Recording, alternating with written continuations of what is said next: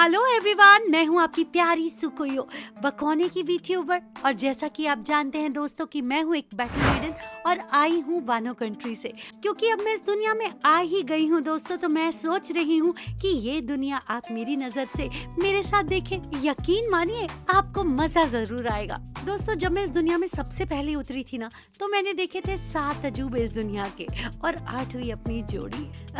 Just joking दोस्तों, वैसे मैं वाकई बात कर रही हूँ 7 वंडर्स ऑफ द वर्ल्ड की, वो भी मेरे नजरिए से। तो शुरुआत करते हैं the great wall of China से। वाओ, जरा देखिए तो इसे। लगता है किसी ने सोचा कि एक लंबी सी फेंस बनाते हैं, वो भी 100 गुना बड़ी।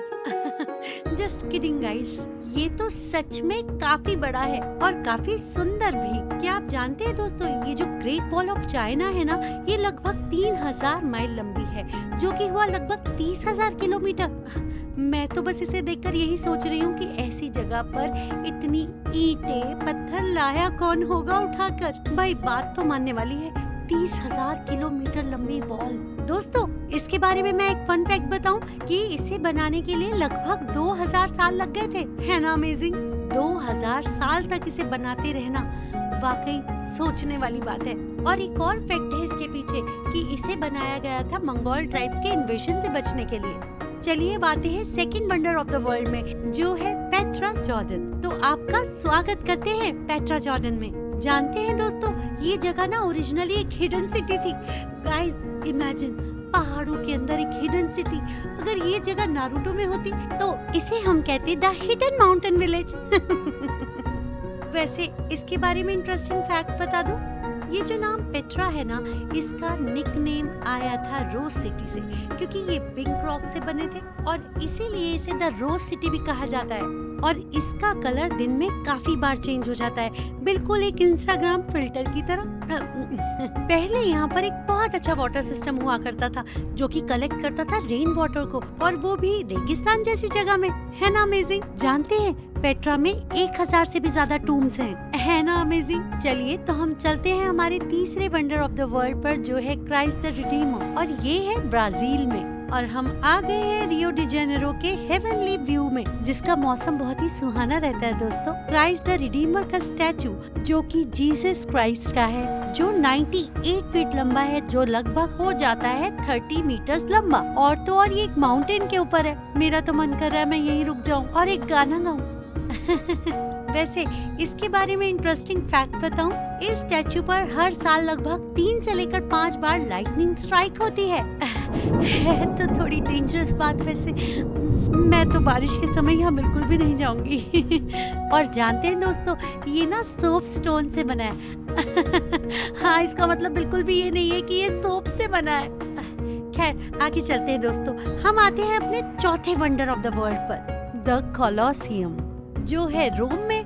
तो लो, आ गए हम रोम में, और ये है द कोलोसियम, जहाँ एंशियंट रोमन देखा करते थे एपिक ग्लेडिएटर वॉर। और जानते हैं, जहाँ ये योद्धा किसी भी एंशियंट सेलिब्रिटी से कम नहीं होते थे। और दोस्तों, यहाँ जो लड़ाई होती थी ना, वो बिल्कुल वैसे ही होती थी जैसी आपने मूवी थॉर रैग्नारॉक में देखी होगी। कैसे हल्क और थॉर एक दूसरे से लड़े थे, बिल्कुल उसी तरह से। दोस्तों, मैं भी एक बैटल मेडन हूँ, पर मैं बिल्कुल भी नहीं डरती। तो आगे चलते हैं हमारे next wonder of the world में, जो है ताजमहल, और ये है इंडिया में। ये एक सच्चे प्रेम की निशानी है दोस्तों, और जिसे आप कह सकते हैं कि ये मार्बल का बना हुआ एक बड़ा सा लव लेटर है। सफेद संगमरमर की ये भव्य समाधि मुगल सम्राट शाहजहां ने बनवाई थी। मुगल सम्राट शाहजहां अकबर के पोते थे, और उन्होंने इसे अपनी पत्नी मुमताज महल के नाम पर बनवाया, और इसीलिए इसका ये नाम पड़ा मुमताज महल के नाम से, और इसीलिए इसे कहा जाता है ताजमहल। अपनी मृत्यु के बाद शाहजहां को भी अपनी चहेती रानी के बगल में ही दफनाया गया था। इसे बनाने में लगभग 20,000 वर्कर्स लगे थे और 22 साल का समय। और हैरान कर देने वाली बात ये है कि इसमें 1000 हाथियों का इस्तेमाल किया गया था, जो भारी भरकम सामान लादने का काम किया करते थे। और क्या आप जानते हैं, ताजमहल की सारी साइड्स परफेक्टली सिमेट्रिकल है। चलिए तो अब चलते हैं हमारे next wonder of the world पर, जो है चिचान इट्जा जो है मैक्सिको में। तो चलिए चलते हैं मैक्सिको। तो आप देख सकते हैं इस मास्टरपीस पिरामिड का नाम है एल कास्टेलो। कहते हैं कि ये पिरामिड मैथमेटिकली परफेक्ट है। जानते हैं जब स्प्रिंग के समय इस पर सूरज की रोशनी पड़ती है तो इसकी सीढ़ियों पर सांप किसी एक परछाई दिखाई देती है। और इसका फन फैक्ट ये है कि इस पिरामिड में 365 स्टेप्स हैं, मतलब जितने दिन हमारे एक साल में होते हैं। अरे वाह, ये तो बिल्कुल एक कैलेंडर की तरह लग रहा है। और अगर इसमें डेडलाइन और रिमाइंडर सेट करने का कोई तरीका होता ना तो इसे तो मैं अभी यूज कर लेती दोस्तों। Just kidding. और अब बात करते हैं हमारे लास्ट यानी कि 7वें अजूबे की, जो है माचू पिचू, जो कि है पेरू में। जानते हैं दोस्तों माचू पिचू दुनिया से छिपा हुआ था, लेकिन एक अमेरिकन हिस्टोरियन ने इसे 1911 में वापस से खोज निकाला। अब आप ये मान लो दोस्तों कि अगर आप जा रहे हैं माउंटेन पर, आप चढ़ते जा रहे हैं और अचानक से आपको ऐसी एक लॉस्ट सिटी मिल जाए तो आपको कितना मजा आएगा। वैसे मैं अपनी बात बताऊं और अगर मैं अपना मोबाइल कहीं खो दूं ना तो मैं चाहकर भी उसे नहीं ढूंढ पाती हूँ। बाय द वे, किसी को पता था कि ये सिटी इतने टाइम से अबेंडन क्यों थी? ये काफी पुराना स्ट्रक्चर है लेकिन आज भी ये काफी मजबूत है और भूकंप आने पर भी ये नहीं गिरता। हाँ तो दोस्तों, अब इसके बाद हम बात करते हैं हमारे 8वें यानी कि आखिरी वंडर की।